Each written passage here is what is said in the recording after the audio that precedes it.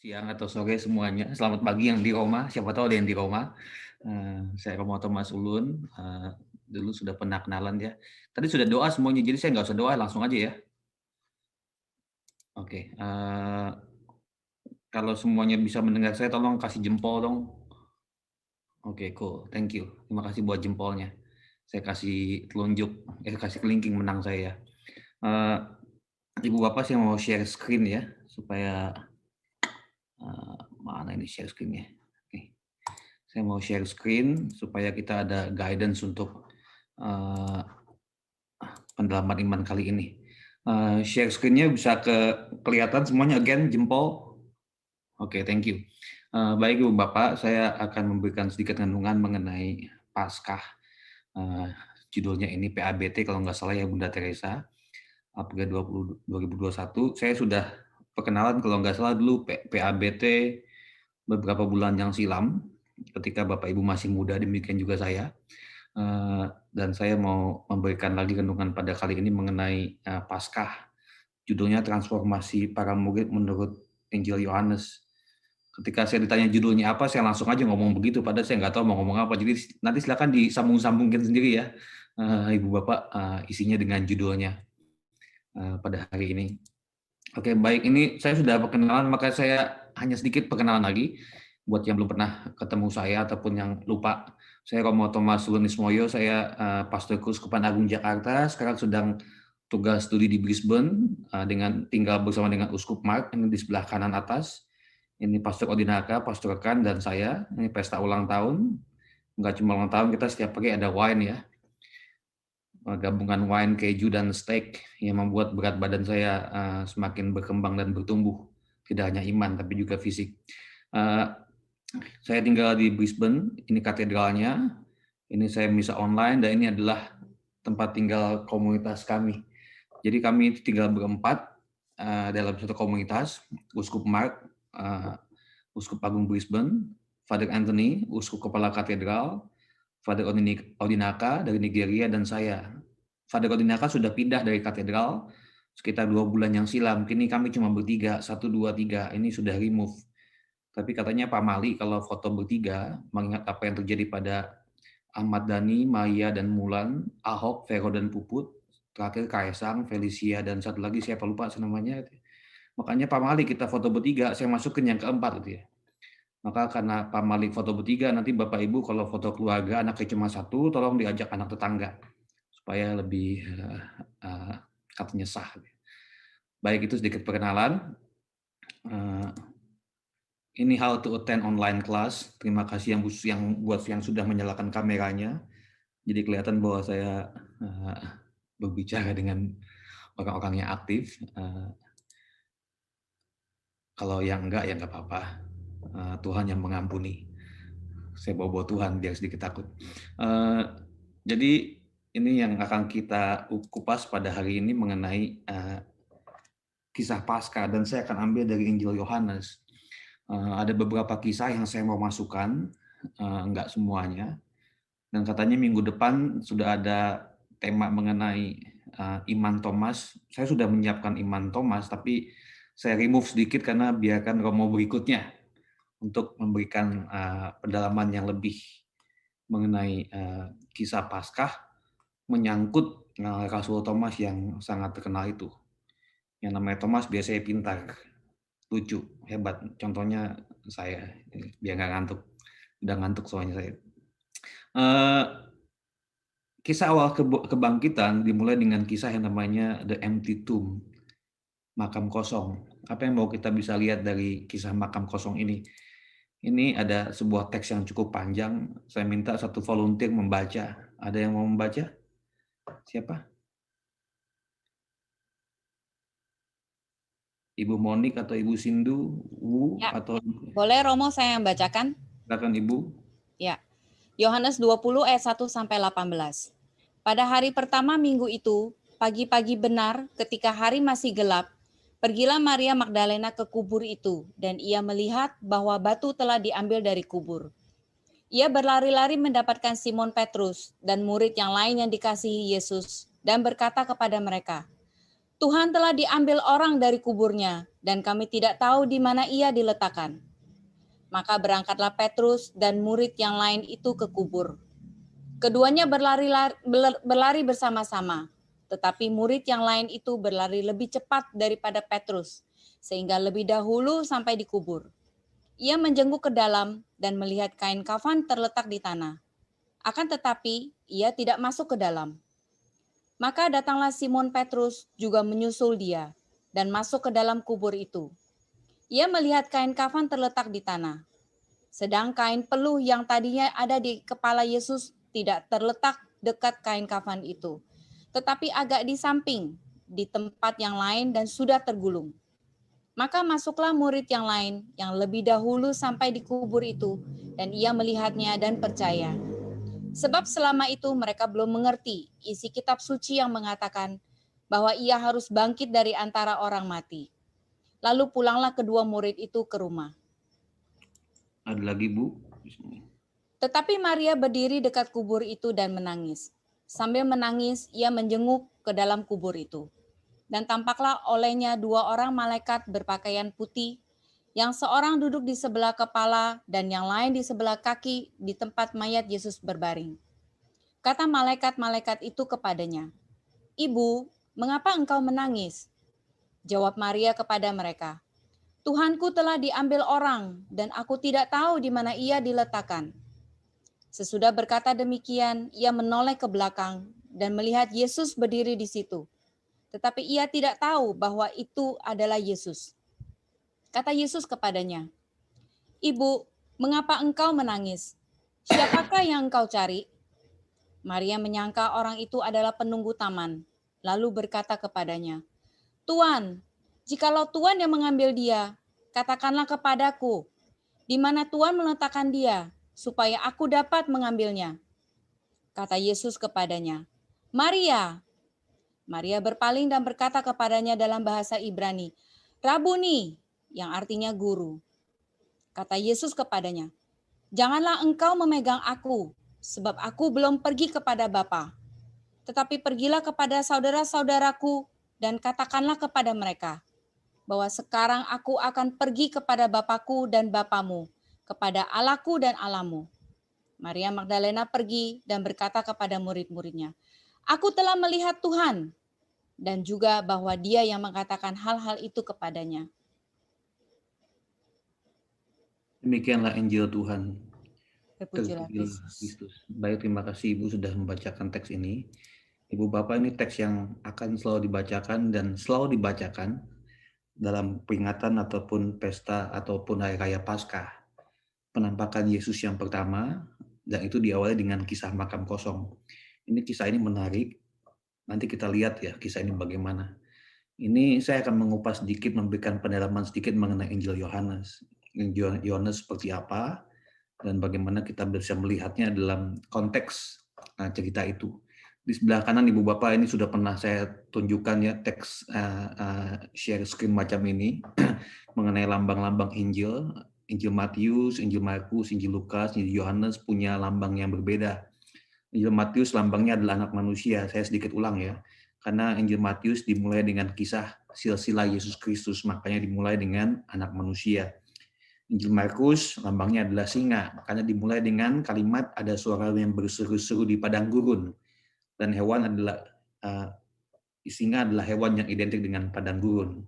Injil Lukas itu lambangnya adalah sapi atau lembu, karena sapi atau lembu adalah hewan persembahan. Dan Injil Yohanes lambangnya adalah burung merpati, turun dari atas burung. Dimulai dengan kalimat Injil Yohanes ini dengan kalimat pada mulanya adalah firman yang telah menjadi manusia, jadi turun.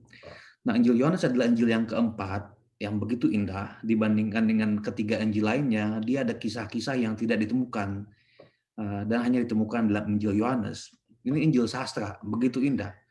Ada kalimat-kalimat kontras yang kadang-kadang kita nggak paham. Misalnya dikatakan apa? Malam telah tiba. Lalu kemudian Yudas mengkhianati Yesus. Yesus ngomong kepada yang namanya Nikodemus, anak manusia ditinggikan. Ini Injil sastra. Sastrawan tuh kadang-kadang kita nggak paham bahasanya seperti apa. Maka kalau kita membaca Injil Yohanes, apalagi doa Yesus Untuk murid-muridnya, Yohanes 17, kadang-kadang kita cuma bengong. Ini maksudnya apa sih? Gitu ya. Sementara Injil Markus itu lebih jelas, straight to the point. Injil Yohanes tuh punya nuansa sastra yang kuat. Nah, Injil Yohanes tidak melihat penderitaan Yesus sebagai sebuah momen penderitaan, melainkan momen kemuliaan. Injil Yohanes menghilangkan kisah di Taman Getsemani ketika Yesus berdoa, "Ya Bapa, jika Engkau mau, ambillah cawan ini daripadaku."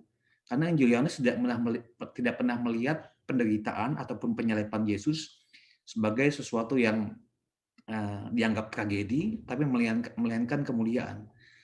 Yesus seringkali mengatakan dalam Injil Yohanes, tibalah anak manusia ditinggikan, salib itu ditinggikan. Maka Injil Yohanes melihat salib, kematian, dan kebangkitan dalam satu paket. Nggak bisa enggak ya.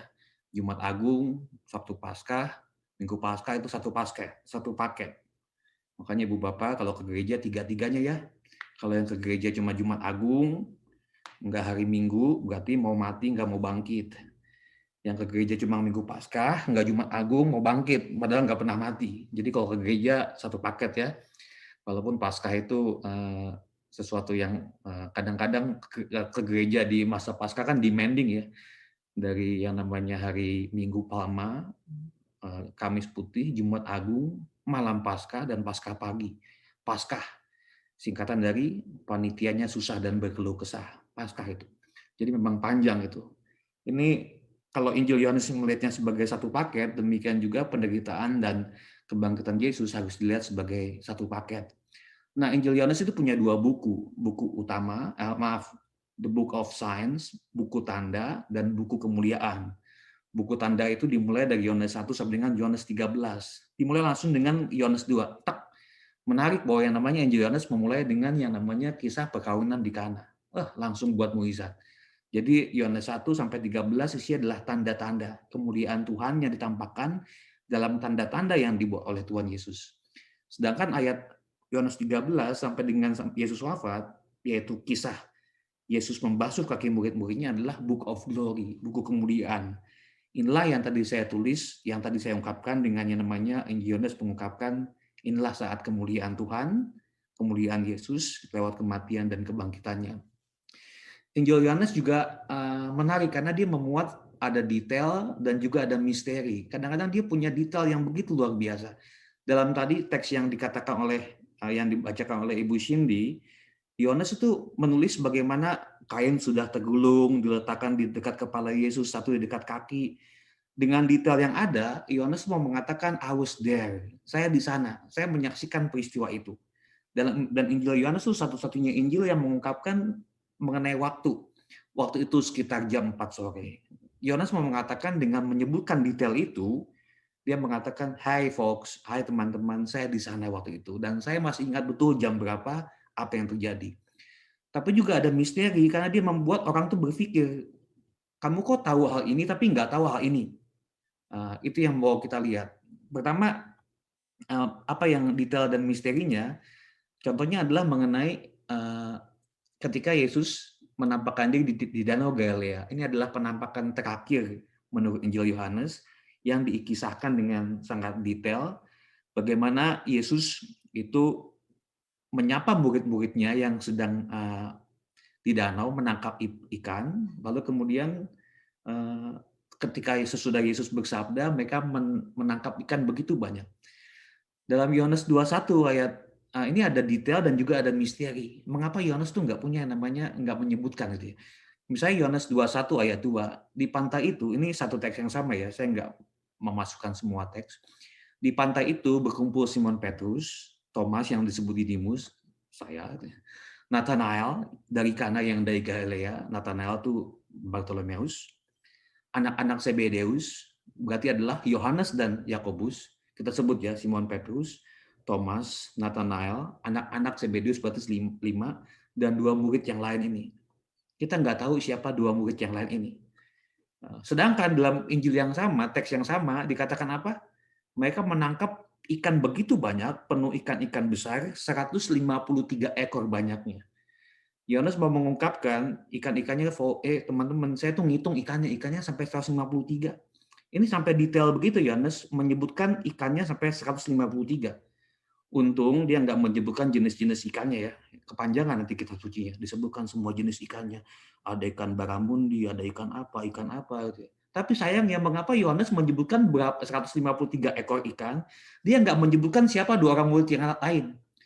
Padahal kalau saya jadi dua orang murid yang lain itu saya akan baper ya.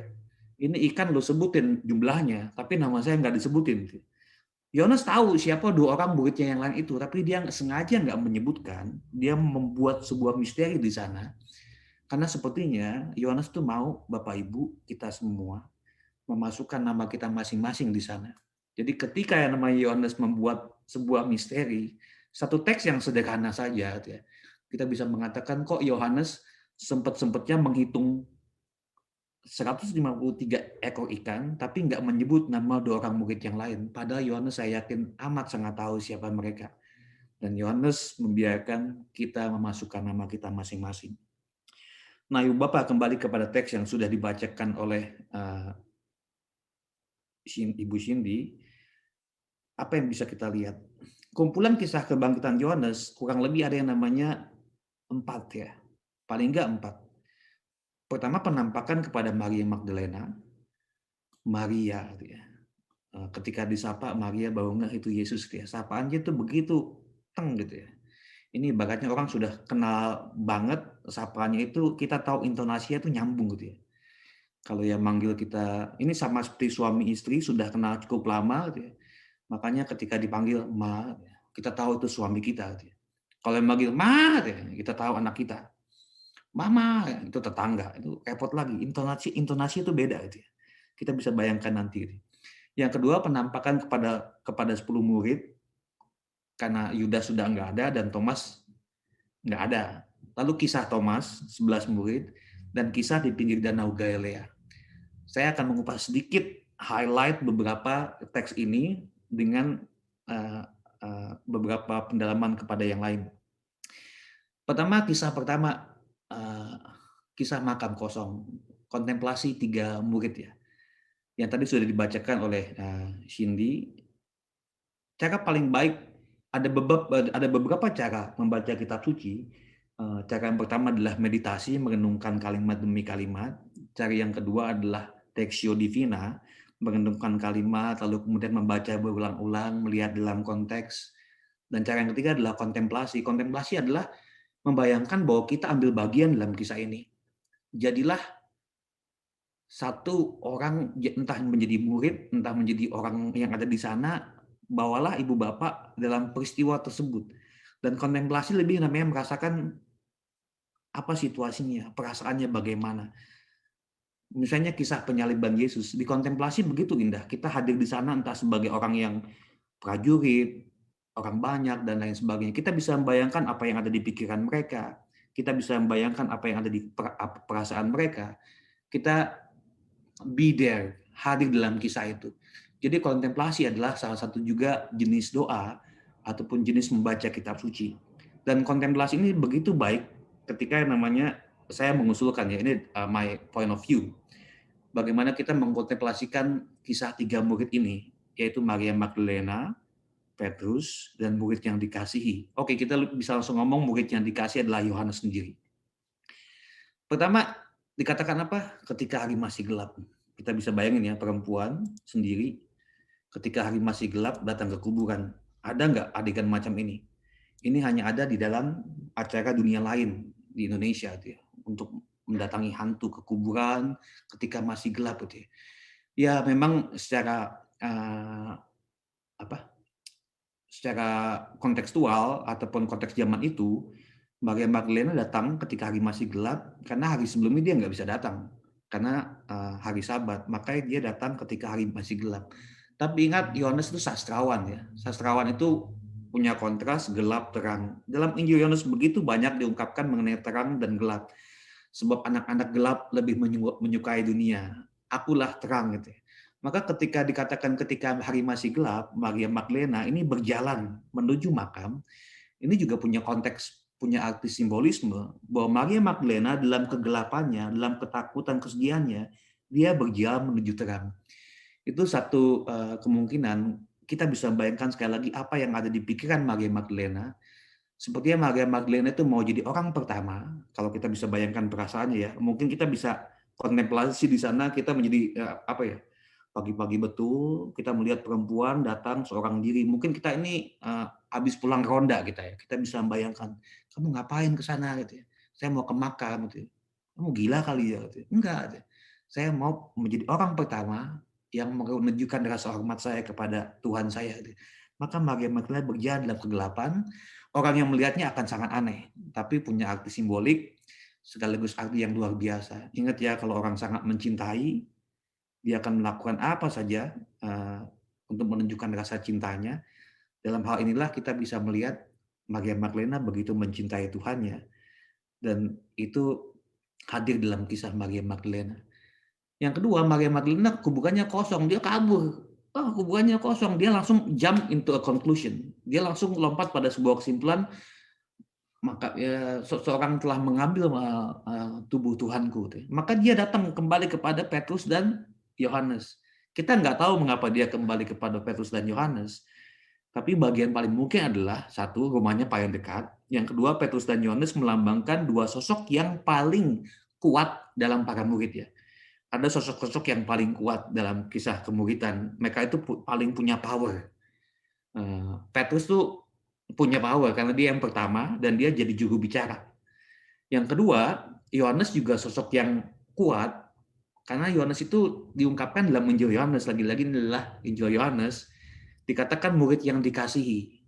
Jadi ini adalah sosok kuat. Maria Magdalena langsung datang kepada dua sosok yang paling berpengaruh supaya apa yang dia butuh dukungan untuk yang namanya memvalidasi ataupun membuktikan apa yang dia lihat ini benar apa enggak gitu.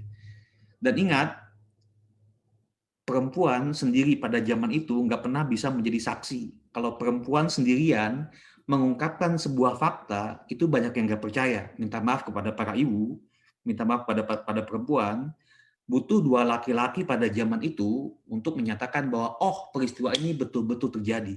Maka kehadiran dua laki-laki pada zaman itu menjadi tanda dua orang ini sungguh-sungguh bisa menjadi saksi akan kebangkitan. Perempuan sendirian, ada kisah heboh, itu nggak dipercaya. Itu situasinya. Makanya ini menarik gitu ya. Dia butuh dukungan gitu ya. Dan Maria Magdalena itu sosok perempuan yang luar biasa ya. Ini Paskah lagi-lagi. Paskah singkatan yang kedua apa? Perempuan adalah saksi kebangkitan anak Allah. Gitu ya. Wah, banyak singkatan saya ini. Jadi dia menjumpai para murid, dia butuh dukungan untuk apa yang dia lihat. Akhirnya kita bisa rasakan feelings-nya. Feelings-nya ada kebingungan, ada kecurigaan. Kebingungan tuh ada dalam diri Petrus. Maria Magdalena juga bingung sebelum dia menjumpai Yesus. Tapi juga ada iman. Di sana ditampakkan oleh murid yang percaya, yaitu Yohanes sendiri. Nah, kita melihat sekarang mengenai kisah Magdalena. Maria Magdalena adalah saksi pertama. Saksi pertama kebangkitan menurut Injil Yohanes. Kisahnya begitu kuat mengenai Maria Magdalena. Dalam Injil lain itu dikatakan beberapa perempuan, tapi kisahnya adalah Maria Magdalena. Kita lihat kisah ini sedikit yang mengenai Maria Magdalena. Tadi saya sudah mengatakan cinta mengalahkan ketakutan. Bisa bayangkan ya, sesudah makan kosong, dua murid-murid itu kembali. Petrus kembali, Yohanes kembali. Tapi Maria tinggal di kuburan. Ketika hari masih gelap, kuburannya bolong, kosong. Lalu tiba-tiba ada suara yang mengatakan, "Ibu, mengapa engkau menangis? Tuhanku telah diambil orang, dan saya tidak tahu di mana ia diletakkan." Bayangin kalau peristiwa itu terjadi pada saya atau Bapak Ibu ya. Kita ke kuburan sendirian, kuburan orang yang kita cintai pagi-pagi, lalu kemudian kuburannya kosong, gelap, kita sendirian, ada yang mengatakan, "Ulun, mengapa engkau menangis?" Saya pingsan, saya pasti, saya lari, setan begitu. Ini ini mungkin terjadi, tapi Maria enggak gitu ya. Maria sama sekali enggak takut karena dia sungguh-sungguh cinta sama Tuhan. Sampai 2 kali, sampai akhirnya kemudian Yesus mengatakan, memanggil dengan namanya, baru namanya ngeh Maria, oh ini adalah Tuhan Yesus. Saya enggak mau masuk ke sana, tapi saya mau mengatakan ini adalah cinta yang mengalahkan ketakutan. Ingat kalimat pertama Yesus kepada Maria Magdalena apa? "Ibu, siapa yang engkau cari?" Ini sama dengan ketika Yesus pertama kali dapat murid-murid dari Injil Yohanes. Ada 2 orang murid yang Yohanes Pembaptis mengatakan, "Lihatlah anak domba Allah." Dan 2 orang murid itu mengikuti Yesus. Dan Yesus menoleh ke belakang dan mengatakan, "Apa yang kamu cari?" Terusnya kemudian maka sama, kalimat pertama, kemuridan pertama adalah, "Apa yang kamu cari?" Yesus pertama kali punya murid, dan kalimat kemuridan after resurrection adalah sama, "Siapa yang kamu cari?" Nah, Maria Magdalena ini dalam kitab suci seperti apa? Figur dalam kitab suci kita harus fair mengatakan apa yang ada dalam kitab suci kita percaya dalam kitab suci.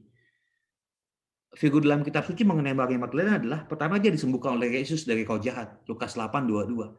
Yang kedua dia adalah sosok yang setia, Yohanes 19 ayat 25.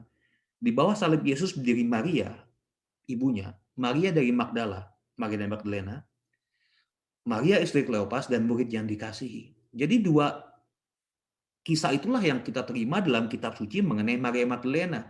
Yang ketiga adalah dia adalah saksi pertama kebangkitan. Nggak ada kisah lain mengenai Maria Magdalena dalam kitab suci. Sosok yang disembuhkan, artinya mendapat begitu banyak berkat dari Tuhan. Sosok yang setia karena disembuhkan, dan sosok yang melihat mendapatkan kebangkitan pertama kali, menjadi saksi akan kebangkitan pertama kali. Ini yang ada dalam kitab suci. Sayangnya ada gambaran yang cukup keliru ataupun gambaran yang cukup umum di kalangan kita semua mengenai Maria Magdalena. Kita kadang-kadang menyamakan dia dengan perempuan berdosa. Beberapa juga menyamakan, oh Maria Magdalena ya pelacur yang bertobat, easy to say, something like that. Maka efeknya adalah image-nya muncul seperti itu dia. Kadang-kadang ya kita image itu seringkali punya image yang satu peristiwa membuat kita image-nya itu bertahan everlasting. Sama juga katekese murid-murid ya, katekese orang-orang Katolik. Guru agama mengatakan kepada anak-anak dari sejak awal mula, siapa murid yang tidak percaya? Thomas. Siapa murid yang menyangkal Yesus? Petrus. Jadi semua yang atributnya tuh yang jelek gitu loh. Siapa siapa orang dekat Yesus yang adalah perempuan yang bertobat? Maria Magdalena gitu ya. Maka katekese kita ini minta maaf gitu ya. Ini mengidentikan rasul ataupun orang-orang sahabat-sahabat dekat dengan Tuhan Yesus dengan kalimat-kalimat yang tidak begitu baik gitu ya. Orang yang tidak percaya. Padahal Thomas itu banyak karyanya ya, selain dia tidak percaya. Petrus selain bahwa dia menyangkal, dia begitu banyak kehebatannya. Maka kalau kita ditanya, kita mudah-mudahan melanjutkan yang namanya melanjutkan katekese iman kepada anak-anak dan kepada orang-orang di sekitar kita dengan bahasa yang lebih baik. Jadi nanti nggak usah mengajarkan kepada anak-anak ya, Bu, siapakah Petrus? Oh, Petrus itu murid yang berjalan di atas air. Wah, itu bagus. Bu, siapa Thomas? Thomas itu murid yang mengatakan, Tuhan kepadakah kami akan pergi? Engkaulah jalan kebenaran dan kehidupan. Anak kita bingung aja. Panjang banget ya. Susah memang ya. Susah untuk yang namanya menunjukkan kebaikan ataupun atribut kebaikan dalam para murid.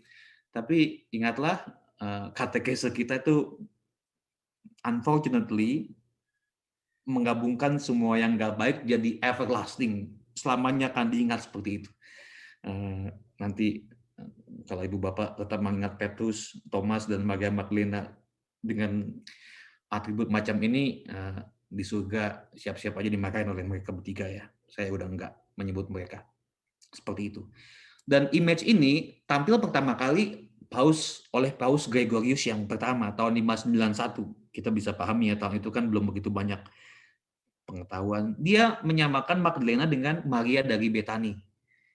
Menyamakan juga dengan perempuan yang mengurapi kaki Yesus dalam Lukas bab 7. Jadi ini adalah ada sejarahnya mengapa ada incorrect image tentang Maria Magdalena, perempuan yang berdosa. Jadi Ibu Bapak, ini ada kisah, dan kisah ini melekat pada diri Maria Magdalena yang sayangnya menurut kitab suci, kisah itu tidak pernah ditemukan. Dan ini melihat macam ini agak poor Maria Magdalena ya, karena jarang sekali kita melihat gereja pelindungnya Maria Magdalena. Di Keuskupan Agung Jakarta nggak ada. Nggak tahu di keuskupan-keuskupan lain ada nggak paroki Maria Magdalena, enggak, karena image kita Maria Magdalena adalah perempuan yang berdosa gitu. Maka nanti kalau ibu bapak panitia pembangunan gereja entah di mana, kasihlah nama paroki Maria Magdalena. Saya juga dulu pernah di sebuah paroki di Jakarta gitu ya. "Kamu tolong dong kasih nama baptis anak saya perempuan," gitu ya. "Gimana kalau kita kasih nama Maria Magdalena?" "Oh, nggak mau nggak mau, dia kan pelacur yang bertobat." Oh my God, bukan itu nggak pernah itu nggak pernah seperti itu. Ini mengenai Maria Magdalena, saya kepanjangan di sini. Yang kedua, sentral dari yang namanya kisah ini adalah berlari. Maria Magdalena dari kuburan berlari kepada dua murid. Dua murid ini, Petrus dan Yohanes, berlari ke kuburan. Kalau kita lihat teksnya, ini adalah kisah mereka bertiga berlomba. Yang menang siapa? Murid yang dikasih Yohanes. Mungkin dia lebih muda, makanya dia menang gitu. Yang kedua Petrus, yang ketiga Maria Magdalena. Maria Magdalena akan mengatakan, "Oh enggak, saya enggak kalah. Saya udah lari 2 kali bolak-balik." Ini Petrus ini, Yohanes dapat medali emas, Petrus medali perak, Maria Magdalena medali perunggu gitu ya. Ini ada yang namanya running. Running itu adalah a central part or important features of this passage gitu ya. Ada lari gitu. Ada kisah juga lari dalam kitab suci, misalnya Injil ya, bukanlah kitab suci, Injil. Ada murid yang berlari ketika Yesus tangkap. Lari itu ada bagian penting yang bisa kita lihat. Ini mungkin bisa menjadi kunci fokus dalam pertemuan kali ini. Lari, running. Dan running itu ada beberapa alasan kita berlari ya. Pertama, alasannya adalah kesehatan. Kita lari demi sehat. Romo Antoro dan kawan-kawan itu senang berlari demi alasan kesehatan. Biarkanlah mereka berlari, saya berjalan. Kalau udah banyak yang berlari, saya ngalah. Biasanya saya rendah hati. Jadi saya lebih senang berjalan, menikmati kesegaran. Saya jarang berlari. Mereka saja yang berlari. Yang kedua, ini alasan yang pertama, alasan kesehatan. Yang kedua, lari juga punya alasan keamanan. Kita lari itu alasan keamanan, menjauhi bahaya. Kita lari. Gitu. Ada ancaman bom, kita lari. Ada ancaman gempa bumi, kita lari. Ada ancaman kecelakaan, kita lari. Gitu. Ini ada alasan keamanan. Yang ketiga, alasan praktis. Kita lari karena kita mau telat. Nah, ini saya. Saya tahu, saya lari kadang-kadang karena saya mau telat. Sebetulnya saya telat itu, bukan saya sih jarang telat. Saya itu lebih tepatnya mepet gitu ya. Karena mepet, agak telat tuh menimbulkan yang namanya harapan dalam diri umat. Ini kamu datang nggak sih? Kamu datang nggak sih? Gitu. Itu namanya harapan. Dan ketika saya datang, harapannya dikabulkan. Jadi dengan sedikit mepet, saya tuh memberikan yang namanya iman dan harapan. Ini cuma ngeles Ibu Bapak, tolong jangan diikuti. Dan yang keempat, mereka berlari bertiga ini, alasannya spiritual ya. Maria Magdalena, Yohanes, dan Petrus. Alasannya spiritual, karena mereka mau tahu apa yang sedang terjadi. What is happening? Is it true what you said? Both of them might say that to Mary Magdalene. Gitu ya. Maka mereka berlari, mereka nggak jalan santai sambil gandengan tangan, siul-siul, nggak, mereka berlari. Artinya ketika mereka ingin tahu, ada keingintahuan, berarti ada antusiasme. Ada antusias bahwa kita mau menuju sesuatu di sana gitu ya. Dan ketika ada antusiasme, kita ada kegembiraan. Ini mungkin buat saya kata kunci perubahan dalam diri para murid, transformasinya dalam mendengarkan kisah itu, mereka itu kemudian ada ingin tahu dan mereka berlari. Mereka berlari untuk yang namanya mengetahui apa yang terjadi. Ada keingintahuan, ada antusiasme, ada kegembiraan. Ini ada chat box. Suara hilang. Suara saya hilang ya? Masih kedengeran nggak? Masih ya? Oke, baik. Suara aman. Terima kasih untuk chat box ya.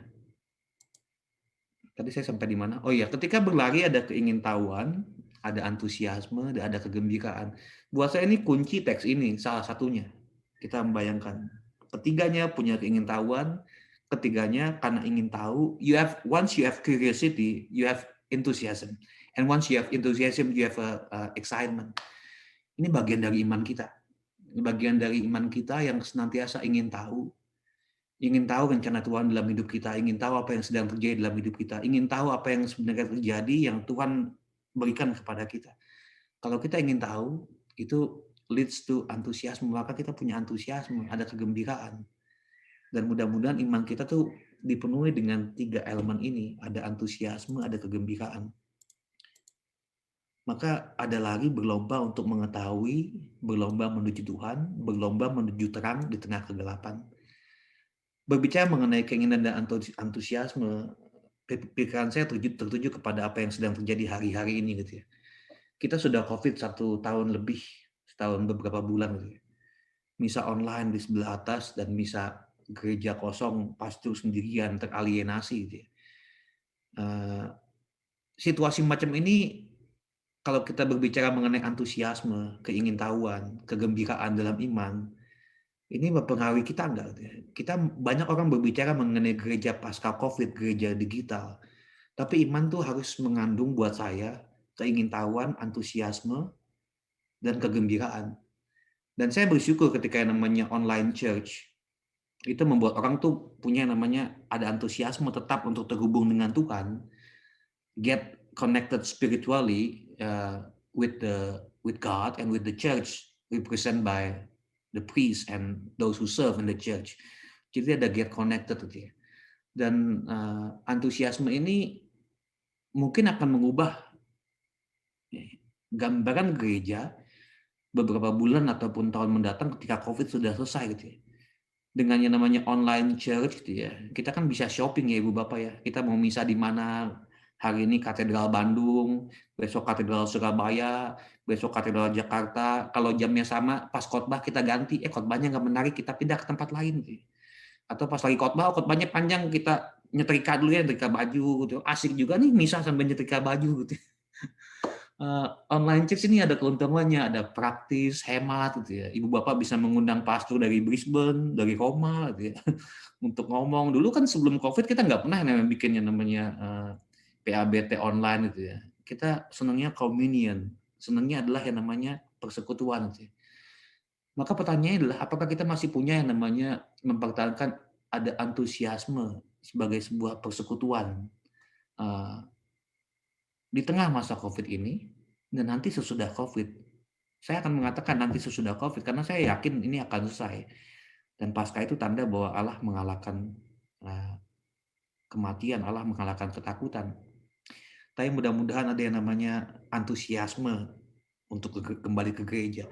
Di Brisbane kemarin 4 hari sebelum Pasca, hari Senin pada minggu pekan suci, tiba-tiba kota Brisbane di lockdown karena ada kasus 5 orang pada hari Sabtu pada hari Sabtu sebelum Minggu Palma.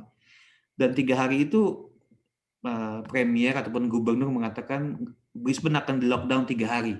Kalau dalam 3 hari kasusnya bertambah, kita akan lockdown panjang gitu. Kita nggak tahu apa yang akan terjadi. Makanya semua rencana tuh berantakan sungguh. Wah, kita kembali ke online lagi gitu ya. Pasca online tuh sepi gitu ya. Bayangin ya, Ibu Bapak mungkin ke gereja online dengan HP itu nggak enak gitu ya. Bayangin jadi pastor ya gitu ya. Tuhan sertamu dan sertaku juga nggak ada yang jawab gitu kan. Nggak ada yang jawab gitu ya. Itu lebih kering buat para pastor gitu ya. Tapi di Brisbane akhirnya sesudah 3 hari itu diumumkan kita nggak ada kasus baru dibuka. Wah, maka kita boleh Kamis Putih, Jumat Agung, Minggu Paskah pakai masker. Akhirnya kita pakai masker lagi sesudah beberapa bulan nggak pakai masker gitu ya. Ini menarik gitu ya. Dan saya lebih senang melihat umat nggak pakai masker. Walaupun kadang-kadang saya baru tahu kalau saya khotbah mereka nguap. Padahal kalau pakai masker saya nggak tahu. Kelihatannya mereka antusias banget. Ternyata pas buka masker pada nguap gitu. Nggak apa-apa lah gitu. Nah Ibu Bapak, antusiasme sebagai communion ini yang mau kita lihat gitu ya. What if I feel like I don't like reading the Bible? Antusiasme dalam iman, antusiasme ketika gereja, antusiasme ketika berjumpa dengan Tuhan, antusiasme ketika yang namanya mengungkapkan iman kita. Paskah buat saya belajar dari teks ini mengajak kita untuk melahirkan antusiasme, berlari antusias dalam iman kita. Dan ini gambar-gambar yang orang ngantuk ke gereja, ini bahagia sekali nih, ini anak yang ngantuk gitu. Ini Bart Simpson anaknya Maggie kalau nggak salah gitu ya. Ini Bart, Maggie, Homer, saya masih hafal tokoh-tokoh mereka gitu ya. Tapi mudah-mudahan kita punya antusiasme yang terus-menerus konsisten ketika yang namanya dalam hal iman gitu. Mudah-mudahan kita punya antusiasme macam ini sehingga iman kita senantiasa menghasilkan buah gitu ya. Ada antusiasme yang terus-menerus dalam hidup kita. Ini soal tulisan, faith is an excitement and enthusiasm. It is a condition of intellectual magnificence to which we must cling as to a treasure. cannot squander on our way through life in a small coin of empty words or inexact and priggish argument. Jadi mudah-mudahan kita punya antusiasme terus-menerus untuk mengembangkan iman kita dalam segala situasi. Dan mudah-mudahan sesudah COVID kita punya antusiasme untuk kembali sebagai sebuah komunitas. Ingat gereja itu dari kata kahal, di gereja eklesia yang artinya adalah persekutuan umat beriman. Dan Roh Kudus itu bekerja paling tidak setidak-tidaknya melalui dua hal, melalui kitab suci dan melalui tradisi. Walaupun kini Roh Kudus juga bekerja yang ketiga melalui Zoom katanya. Tapi yang pasti mudah-mudahan kita punya antusias untuk sebagai komunitas dalam hal iman. Ini ada kisah sedikit mengenai Thomas, karena besok minggu depan saya nggak tahu Romo siapa itu akan berbicara mengenai Thomas, maka saya akan sedikit mengupas juga mengenai Thomas, karena kisah Maria Magdalena dan kisah Thomas itu mengandung satu kalimat yang sama. Ketika Maria Magdalena menjumpai Tuhan, dia kembali kepada murid-muridnya dengan mengatakan, aku telah melihat Tuhan. Dan ketika Thomas nggak ada, dan kemudian Thomas datang lagi dalam pertemuan berikutnya, murid-muridnya mengatakan satu hal yang sama. Kami telah melihat Tuhan. Ibu Bapak, saya merasa nggak usah membacakan kisah Thomas, ini sudah sangat terkenal. Yang jelas, in summary, Thomas itu pertama nggak ada, dan murid-muridnya mengatakan kami telah melihat Tuhan. Thomas nggak percaya, mengatakan sampai aku meletakkan tanganku di luka-lukanya dan mencucukkan tanganku di lambungnya, sekali-kali aku tidak akan percaya. Jadi ada yang namanya, pertama dua hal yang berkaitan dengan hal ini, ada dua hal yang mau kita lihat. Pertama adalah ketidakhadiran Thomas. Yang kedua, penolakannya untuk percaya. Ini kisah Thomas. Apa yang bisa kita lihat dari kisah ini? Pertama, saya mau mengatakan Thomas itu punya hati yang membatu. Hati yang membatu, the heart of stone. Karena apa? Karena situasi yang dialami. Mengapa Thomas nggak hadir? Itu pertanyaan pertama. Thomas nggak hadir dalam peristiwa Yesus menampakkan diri kepada murid-muridnya seminggu ataupun beberapa hari sebelum penampakan ini. Ya mungkin Thomas sedang ada acara, mungkin dia sedang menghadiri pernikahan Atta Halilintar yang sedang ramai, ya. Mungkin dia sedang bagaimana, tapi nggak pernah menjelaskan. Sekali lagi, Yohanes harusnya tahu kemana Thomas, tapi Yohanes nggak pernah menjelaskan mengapa Thomas nggak hadir gitu. Satu kemungkinan yang paling masuk akal untuk menjelaskan tidak hadirnya Thomas, absennya Thomas adalah mengenai ini. Thomas itu adalah pribadi yang terluka. Pribadi yang terluka itu pribadi yang terluka karena yang namanya kematian Yesus itu menghancurkan harapan. Dan dia menolak untuk kembali terluka. Orang yang terluka itu bisa menyembunyikan diri gitu ya, nggak mau diganggu siapa-siapa. Leave me alone. I don't want to hear anything. Ini ditunjukkan oleh Thomas. Dia terluka dengan peristiwa kematian Yesus karena buat dia kematian Yesus adalah sesuatu yang amat sangat tidak ia duga. Dia sudah bersama-sama dengan Yesus 3 tahun. Dia mendapatkan gelar yang namanya sarjana Buddha paling enggak, atau kok S1 bentar lagi selesai gitu ya. Tapi tiba-tiba harapannya bahwa Yesus adalah Mesias itu hancur ketika ia ditangkap dan disalibkan dan wafat. Thomas itu menjadi pribadi yang sangat terpukul. Bukan hanya gurunya wafat, tapi hancurnya harapan. Orang yang kita cintai itu wafat, oke. Itu terjadi dalam hidup kita. Tapi ketika harapan hancur, itu kadang-kadang susah untuk memulihkannya. Harapan akan sesuatu yang lebih besar gitu ya. Makanya ketika ada sebuah kisah Yesus membangkitkan seorang anak laki-laki dari seorang janda di Nain gitu ya. Itu Yesus sebenarnya bukan hanya membangkitkan laki-laki itu, anak laki-laki itu, tapi Yesus juga memberikan harapan kepada ibu itu. Ini anakmu laki-laki, sumber harapan hidup kamu, saya bangkitkan kembali. Jadi harapan itu sangat penting dalam hidup seseorang gitu ya. Many things can go from our life, but hope remains, tetap gitu, sehingga kita bisa berjalan. Dan Thomas itu kehilangan harapan, dia pribadi yang terluka. Maka karena pribadi yang terluka, dia ngumpet, dia nggak mau bersembunyi, dia nggak mau ngomong sama siapapun, mungkin dia mematikan sosial medianya, ngambek gitu ya. Dia mungkin mengurung dirinya gitu ya. Dia bahasa anak mudanya galon, gagal move on gitu ya dalam situasinya. Dan ketika untungnya Thomas masih ketemu dengan mereka dan dia masih punya sedikit perasaan, oke, I'm still part of this community. Ini satu hal bagus dari Thomas gitu ya. Dia nggak 100% ngambek, dia nggak 100% meninggalkan kehidupan bersama dengan murid-muridnya, dia masih punya yang namanya ikatan. Oke lah, saya mau tetap, siapa tahu ketemu dengan mereka ada kegembiraan gitu. Maka dia beranjak dari yang namanya kesendirian, isolasi, menuju pada sebuah komunitas. Di komunitasnya itu dikatakan kami telah melihat Tuhan. Dia langsung yang namanya pasang benteng lagi. It's already hurting me, saya nggak mau terluka lagi. Saya nggak mau terluka lagi. Itu yang terjadi pada diri Thomas. Ini pertanyaan nanti saja ya saya jawabnya ya. Nanti saya, Pak Willy, sabar Pak ya. Orang sabar badannya lebar katanya. Orang sabar disayang Tuhan. Maka Thomas ini mengeraskan hatinya, the heart of stone. Dia nggak mau terluka untuk kedua kalinya. Kamu ngomong kosong. Saya sudah sakit hati. Jangan ngomong membuat sesuatu yang saya lebih sakit hati. Maka dia menolak untuk terluka. Ini kita bisa bayangkan situasi macam ini. Satu alasan yang paling mungkin mengapa Thomas yang dekat dengan Tuhan Yesus seperti ini. Maka dia pribadi yang terluka, dia pribadi yang bersembunyi, dan dia tidak mau terluka lagi. Makanya dia menolak untuk percaya. Tapi sebetulnya apa yang Thomas tolak untuk percaya? Apakah Yesus yang bangkit? Sebetulnya yang Thomas tolak untuk percaya. Ini ada suara apa ya? Ini ada suara semut atau apa?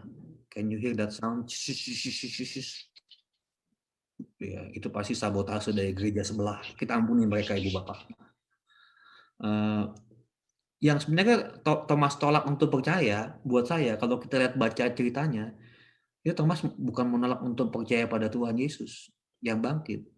Tapi pertama-tama Thomas menolak percaya terhadap kesaksian para murid. Thomas menolak percaya apa yang para murid katakan tentang Yesus. Ini satu cara membaca teks ini, jadi Thomas itu menolak untuk percaya kesaksian para murid. Thomas menolak untuk percaya kesaksian murid, kesaksian gereja. Thomas menolak percaya apa yang dikatakan oleh teman-temannya. Thomas menolak kehadiran apa yang diungkapkan oleh komunitas. Thomas nggak pertama-tama menolak Yesus yang bangkit. Thomas menolak the witness of the apostles. Ini yang bisa kita lihat. Maka penolakan terhadap kesaksian para rasul ini membuat dia melepaskan diri dari yang namanya gereja. Kita bisa belajar banyak mengenai Thomas, dan kita kadang-kadang ini adalah pribadi-pribadi Thomas, pribadi yang seperti Thomas ya. Dalam Injil Yohanes juga dikatakan apa? Thomas adalah Didimus, kembar. Dan lagi-lagi Yohanes tidak menyebutkan siapa saudara kembarnya. Apakah Yanti, Inem, Maria, ataupun yang namanya siapapun boleh kita sebut gitu ya. Tapi sepertinya Yohanes mengatakan, silakan kamu pasang nama kamu sebagai saudara kembar Thomas. Ibu Monik, Ibu Cindy, Ibu Iren, saya, itu kembaran Thomas. 108 orang yang ada mengikuti Zoom ini, Bapak Ibu adalah kembaran dari Thomas. Kembaran Thomas seperti apa? Karena kita juga kadang-kadang pribadi yang terluka. Kita pribadi yang pengen percaya tapi susah. Kita kadang-kadang pribadi yang menjauhkan diri dari komunitas. Kita pribadi yang ketika kita terluka, kita bersembunyi, kita mau bertemu dengan orang lain, tapi karena luka kita tuh menutup diri lebih dalam dan kita nggak mau kembali terluka. Jadi Thomas si kembarannya siapa? Ya Bapak Ibu, saya, kita semua. Ini refleksi yang diungkapkan seorang biblical scholar, dan buat saya masuk akal tuh mengapa Yohanes nggak menyebutkan nama saudara kembarnya. Namanya cuma satu, dia mesti menyebutkan, dan Thomas pasti menyebutkan nama saudara kembarnya kepada Yohanes. Tapi Yohanes nggak menyebutkannya. Maka kita ini adalah kembaran Thomas karena kita juga kadang-kadang punya luka, dan kita juga kadang-kadang menolak kesaksian para rasul to some extent dalam beberapa hal. Maka satu teks ini buat saya belajar mengenai apa? Mudah-mudahan kita punya kesatuan dengan yang namanya gereja. Kita nggak sama seperti Thomas, kita nggak melihat Yesus yang bangkit. Kita nggak menyaksikan sendiri luka-lukanya. Tapi kita punya sumber-sumber kredibel mengenai Yesus yang bangkit, yaitu ajaran para rasul. Dan Thomas itu menjadi representasi dari kita untuk percaya kepada ajaran para rasul. Yesus nggak hidup di tahun 2021 secara fisik, tapi ya hidup di hati kita masing-masing. Dan kita yakin dan percaya kehadiran teks ini mengajak kita, paling nggak buat saya, itu untuk percaya kepada ajaran para rasul. Bapak Ibu, kita nggak melihat Yesus yang bangkit secara fisik, tapi kita punya sumber-sumber yang dapat dipercaya untuk mengatakan bahwa Yesus sungguh bangkit. Kita diajak untuk bersatu dengan gereja, bersatu dengan para rasul, sentire cum ecclesia, bersatu dengan gereja. Bahasa kerennya intentio faciendi quod facit ecclesia, bertindak sebagaimana gereja bertindak gitu ya. Ini mungkin bisa dianggap dia jadikan key take away points gitu ya. Jadi kalau ditanya nanti oleh anaknya, suaminya, istrinya, "Ma, apa nanti tadi ada PABT belajar apa?" Intensio faciendi quod facit ecclesia. Nanti suaminya ngomong, "Wah, bini gua kerasukan setan," begitu. Ini adalah kesatuan kita dengan gereja. Thomas mengungkapkan ada tension, ketegangan dalam kesatuan dengan gereja. Ibu Bapak, ini berbicara mengenai gereja, berbicara mengenai kesatuan, dan kita bersyukur gereja Katolik punya kesatuan yang luar biasa dengan yang namanya apostolic teaching. Dan mudah-mudahan kita, walaupun kita nggak melihat langsung Yesus secara fisik, kesaksian para murid, apostolic teaching, pengajaran para rasul kita pegang dalam hidup kita, yang menjadi mengantar kita pada sumber kebenaran dalam iman. Akhirnya refleksinya adalah, Ibu Bapak, sebentar lagi saya selesai. Oh, pas. Kita diajak untuk berlari ya. Berlari itu punya namanya antusiasme. Saya wrap up nih ya. Yang kedua, mudah-mudahan Paskah itu menghasilkan antusiasme dan excitement. Mudah-mudahan sesudah ini Ibu Bapak meluangkan waktu, wah, saya antusias membaca kitab suci. Sehari paling enggak satu yang namanya satu kisah. Kalau enggak satu kisah, paling enggak sehari satu kalimat. Cukuplah. Hari ini membaca Injil Matius bab 1 ayat 1. Inilah silsilah Yesus Kristus. Cukup, besok satu ayat lagi gitu ya. Enggak apa-apa, step by step gitu ya. Tapi yang pasti ada kehendak, ada antusiasme untuk menunjukkan iman kita. Yang ketiga,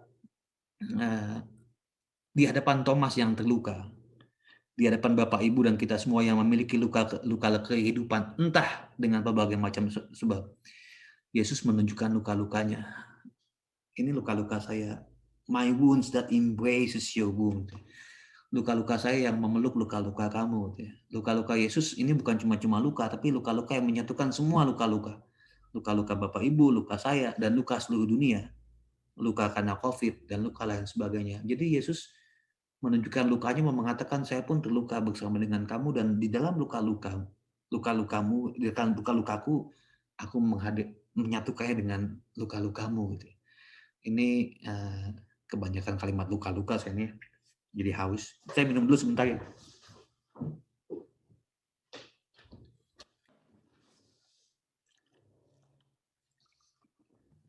Jadi tadi sampai mana? Sampai haus ya. Aku haus. Luka-luka Yesus ini menyembuhkan luka setiap manusia dan di hadapan. Jadi kalau kita punya luka, datanglah kepada Tuhan Yesus. Lihatlah gambar ketika Yesus menunjukkan lukanya kepada Thomas.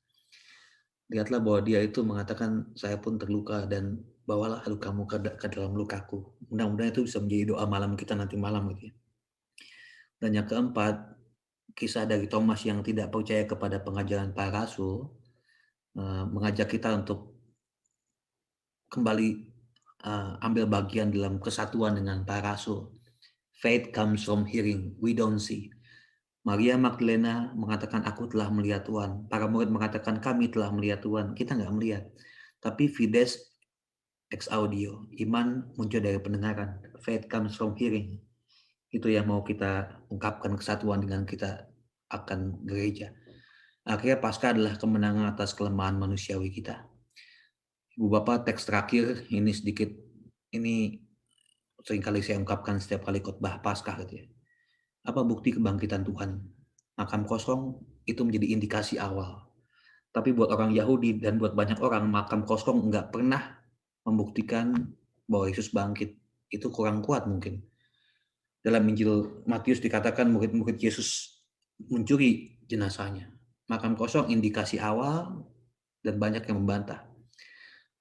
Kisah kebangkitan Tuhan buktinya apa? Kisah penampakan ini lebih kuat karena mereka melihat sendiri Yesus yang hadir, yang bangkit dengan luka-lukanya. Ini menjadi sebuah bukti nyata bahwa yang namanya Yesus bangkit. Tapi kisah penampakan bukanlah rahmat yang diterima oleh semua orang. Nggak semua orang melihat kisah penampakan.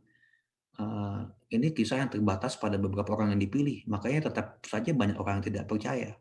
Kisah penampakan terbatas pada pengalaman-pengalaman spiritual beberapa kelompok orang, para murid, dan lain sebagainya. Maka ini kuat, tapi mungkin bisa didiskusikan, bisa juga dikatakan, oh itu kan menurut kepercayaan kamu, saya nggak punya keyakinan itu. Gitu.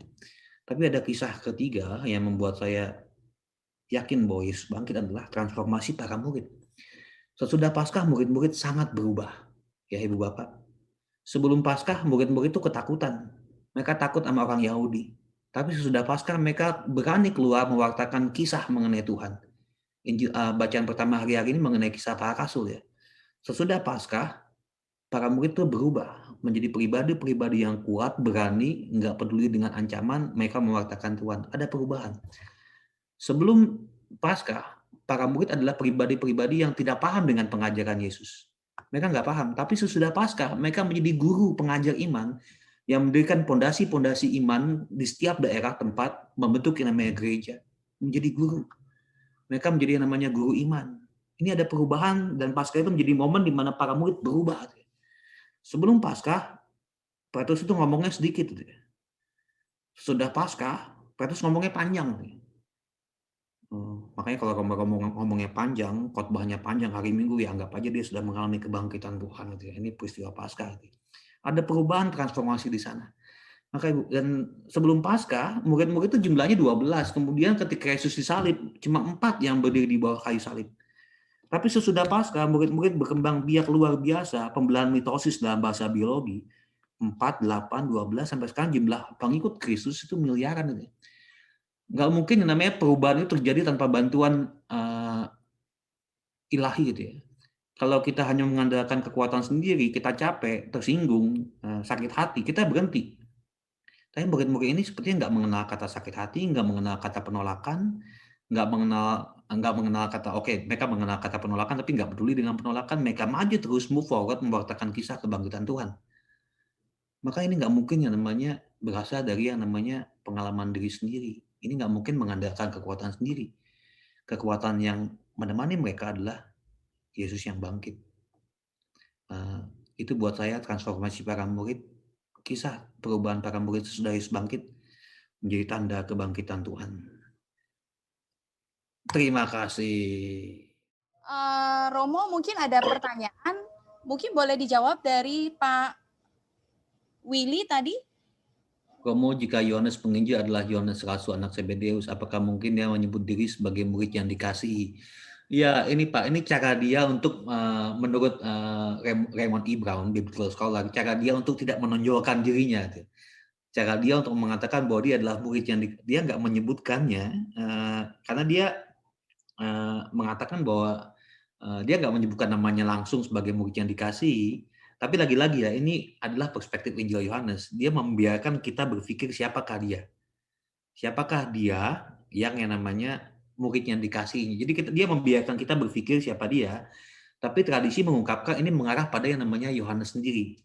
Tapi dia untuk lebih yang namanya menekankan bukan dialah yang menjadi utama pribadi Yohanes, tapi dia adalah murid yang dikasihi, dia mengungkapkan seperti itu. Mudah-mudahan terjawab. Ibu Veronica, Romo kumpulan kisah sesuai slide Romo, ada kisah di Danau Galilea. Tapi belum sempat dijelaskan. Memang tidak saya jelaskan, Bu, nanti kepanjangan. Jadi hanya sedikit yang saya jelaskan mengenai kisah di Danau Galilea. Di sana ada details berapa banyak ikan, tapi juga ada misteri yang tidak diungkapkan oleh Yohanes, siapakah dua murid yang lain. Ingat Yohanes itu senang membiarkan kita berpikir siapa dua murid yang lain itu. Sama Yohanes senang membuat kita berpikir siapa kembaran Thomas. Kembaran Thomas ya Bapak Ibu sendiri, kita semua. Ibu Veronica demikian mudah-mudahan menjawab. Kalau nggak ada kita doa makan.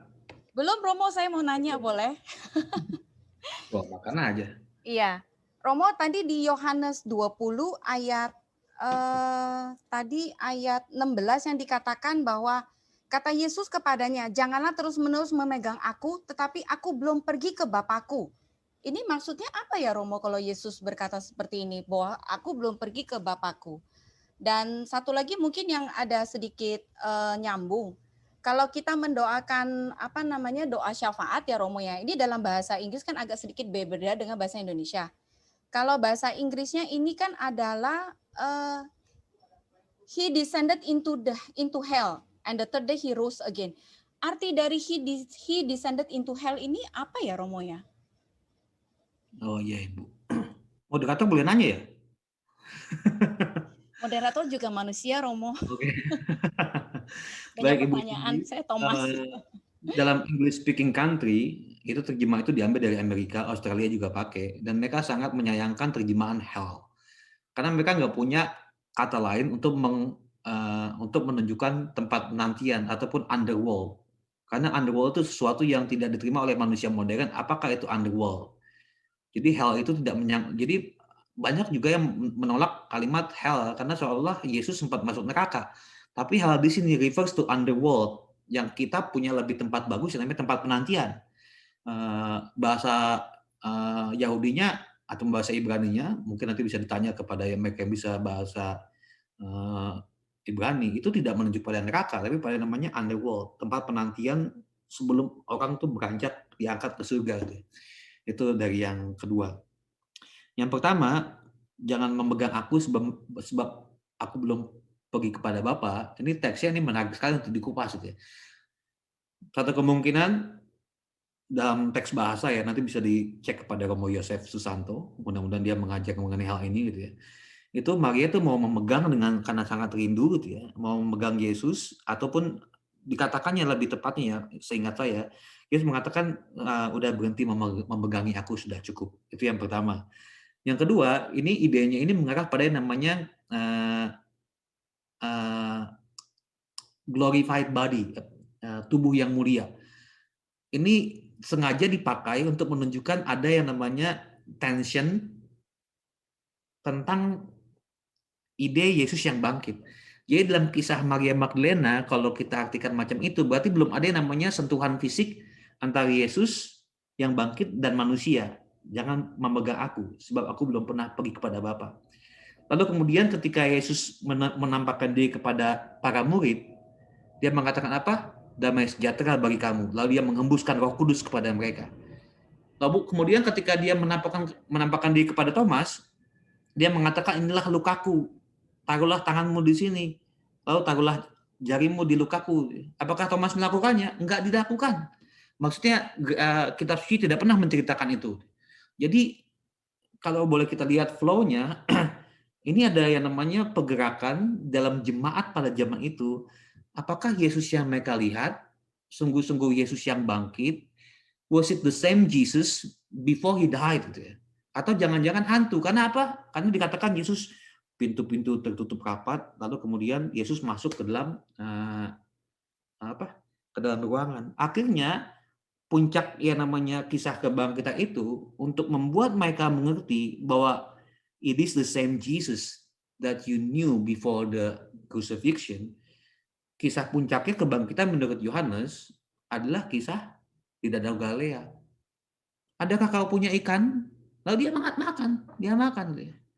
Ini menurut Injil Yohanes ya. Dia mau mengatakan dalam kisah ini jadi membacanya dalam konteks sebuah kisah ya, Pak. Ini sebuah kisah, nggak bisa satu persatu gitu ya. Ada keraguan siapakah Tuhan Yesus, jangan-jangan mereka melihat hantu. Ada keraguan Yesus ini sama nggak dengan Yesus sebelum kebangkitan, sampai akhirnya Yesus mengatakan, yuk kita makan bareng. Ini menurut Yohanes ya.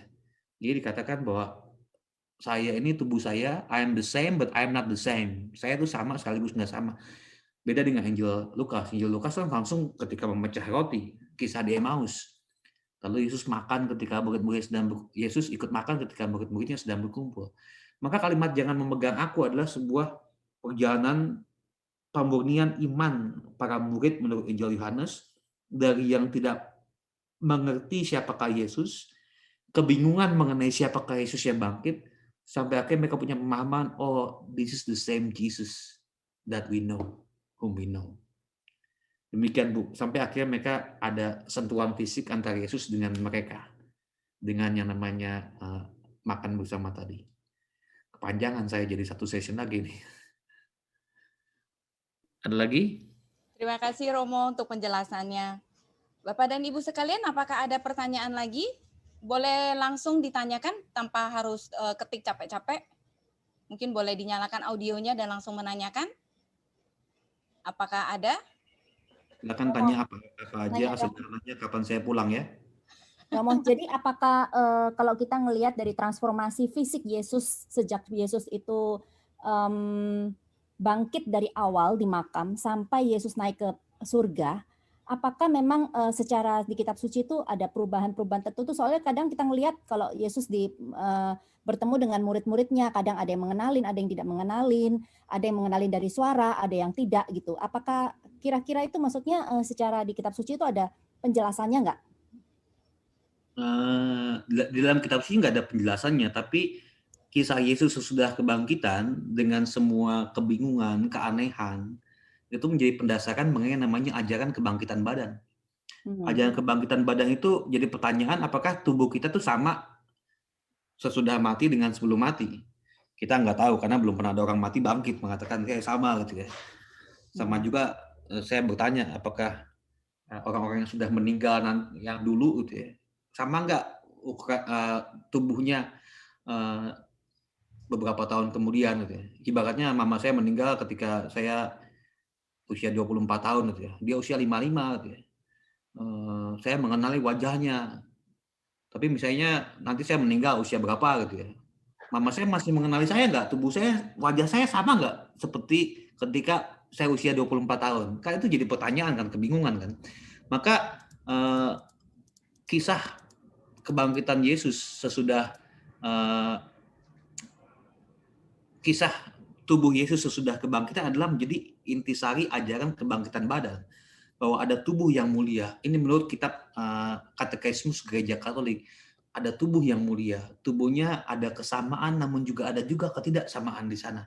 Dan itulah yang dimunculkan oleh para penginjil ketika berbicara mengenai Yesus. Dia menembus pintu tiba-tiba, tapi dia juga makan bersama dengan mereka. Maka ini adalah tubuh yang mulia. Tubuh yang mulia Tuhan Yesus sesudah kebangkitan. Itulah yang kita percaya akan diterima juga kepada kita semua dalam tema yang namanya kebangkitan badan. Karena tema kebangkitan badan kan dulu membuat beberapa tindak bukan kontroversial, tapi membuat orang itu bertanya, kremasi boleh nggak? Gitu ya. Tapi kita kan dimakamkan ya, karena kalau anda ide mengenai tubuh yang mulia, maka itulah yang kita belajar dari kisah kebangkitan Yesus menurut Injil. Demikian Bu. Thank you Romo. Silakan Bapak Ibu yang lain. Oh, ada nih Romo di chat nih. Dari Ibu Juli Romo. Di Injil Matius ketika mereka bertemu Yesus, mereka memeluk kaki Yesus dan menyembahnya. Tetapi di Injil Yohanes, Yesus berkata, "Jangan sentuh aku." Ada perbedaan ya Romo ya? Ini bagaimana? Pengarangnya berbeda, makanya pasti berbeda gitu ya. Yang kedua tadi saya sudah katakan, Injil Yohanes mau mengajak para pembacanya, mau mengajak jemaatnya untuk merangkum pengalaman iman mereka mengenai Yesus yang bangkit. Ada kesamaan, tapi juga ada ketidaksamaan. Ada yang namanya gambaran bahwa Yesus nggak bisa disentuh ataupun Yesus nggak sama, sampai akhirnya puncaknya ini Yohanes tuh lebih pada puncak namanya. Sampai akhirnya mereka makan bersama di Danau Galilea. Sementara Injil Matius concern-nya nggak di sana. Injil Matius itu concern-nya pada namanya kata Galilea. Dan semuanya harus diwartakan mulai dari Galilea. Pergilah kembali ke Galilea.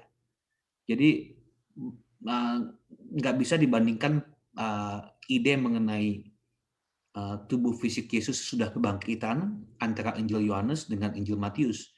Injil Matius concern adalah Galilea. Injil Lukas concern-nya adalah Yerusalem. Injil Matius mengapa menyebut Galilea? Karena Injil Matius ini kebanyakan untuk orang-orang yang punya latar belakang Yahudi, dan Galilea itu tempat yang sangat important buat mereka, tempat di mana mereka bertemu Yesus pertama kali.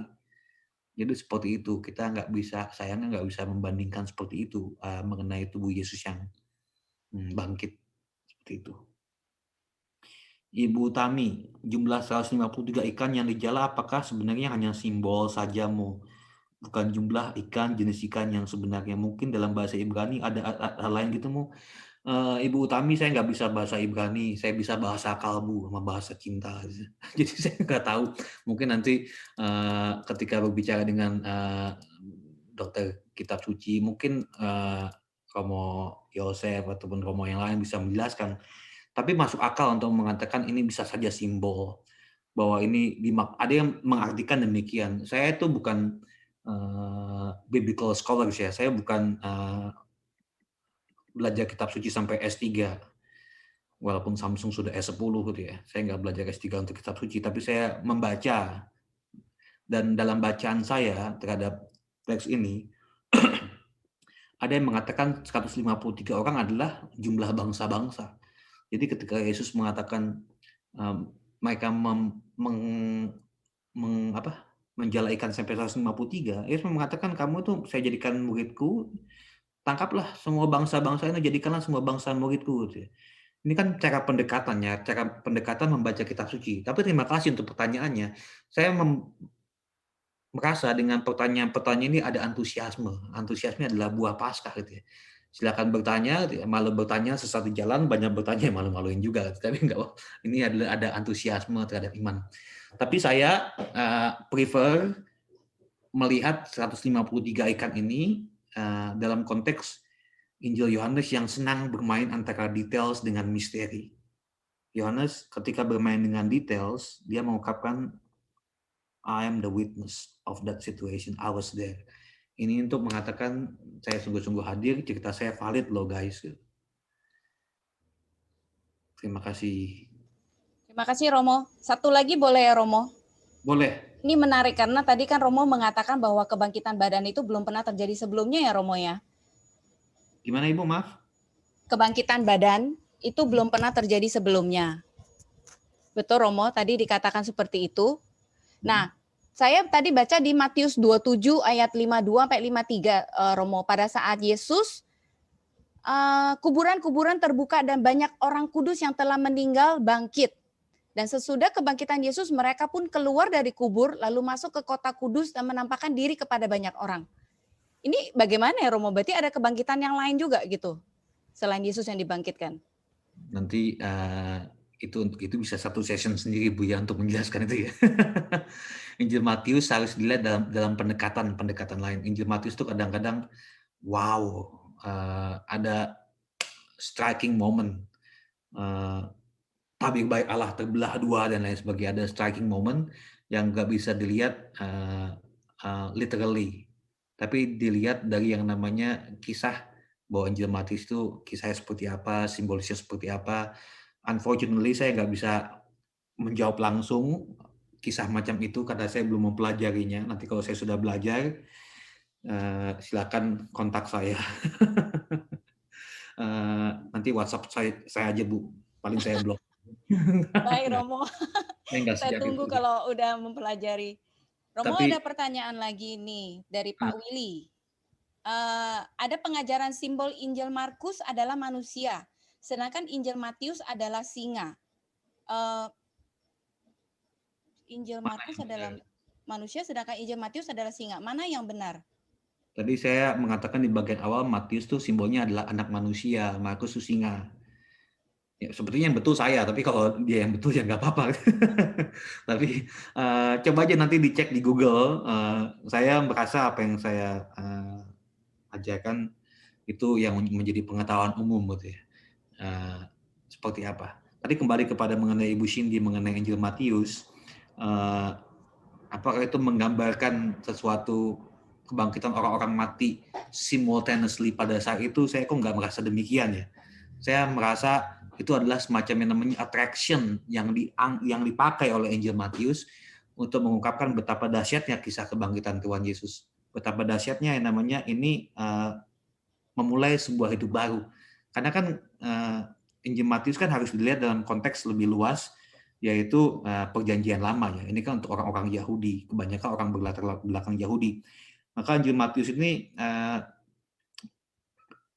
melihat diungkapkan apa? Yesus adalah Adam baru. Adam baru itu membuka yang namanya kehidupan baru. Ketika membuka kehidupan baru, ada yang namanya upaya untuk membuat ini mengatakan ini di-follow dengan beberapa kisah luar biasa lainnya. It is likely that itu mau mengungkapkan betapa dasarnya Yesus yang bangkit diikuti oleh kebangkitan-kebangkitan lainnya untuk membuat yang namanya jemaat komunitas Matius yang berlatar belakang Yahudi punya momen untuk menggabungkan itu dengan kisah Yesus sebagai Adam baru. Demikian Ibu. Terima kasih. Terima kasih Romo untuk pengajarannya hari ini. Semoga dari semoga dari kebangkitan Yesus itu membuat kita lebih transformasi ya Romo ya, menjadi lebih baik lagi, lebih beriman lagi kepada Yesus, dan kita mempunyai harapan baru. Lebih antusias. Lebih antusias. Baik sekali. Mari kita hening berdoa dan kita mohon berkat Tuhan, Bapa, Putra dan Roh Kudus. Amin. Tuhan, kami bersyukur kepadamu, kami boleh kau perkenankan membaca kisah kebangkitan Yesus Putramu. Semoga kebangkitan Yesus Putramu menghadirkan antusiasme dalam diri kami untuk mengenal Engkau lebih dalam, untuk beriman, dan kemudian bertumbuh dalam kasih.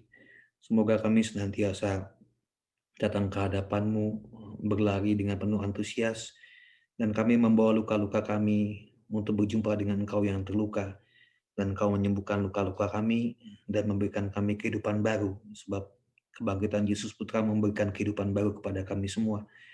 Kami mohon berkat-Mu ya Tuhan untuk kami yang mendengarkan dan mengikuti acara pada sore dan malam hari ini. Semoga kasih karunia-Mu kami rasakan, kami syukuri, dan dapat kami bagikan untuk orang-orang di sekitar kami. Dan biarlah ya Tuhan berkat-Mu turun untuk kami, untuk keluarga, untuk orang-orang yang kami doakan, dan kasih karunia-Mu memampukan kami berbagi kasih yang Engkau berikan kepada kami. Tuhan serta-Mu dan serta-Mu juga. Berkat Allah melimpah untuk kita, keluarga, orang-orang yang kita doakan, Bapa dan Putra dan Roh Kudus. Amin. Terima kasih ya.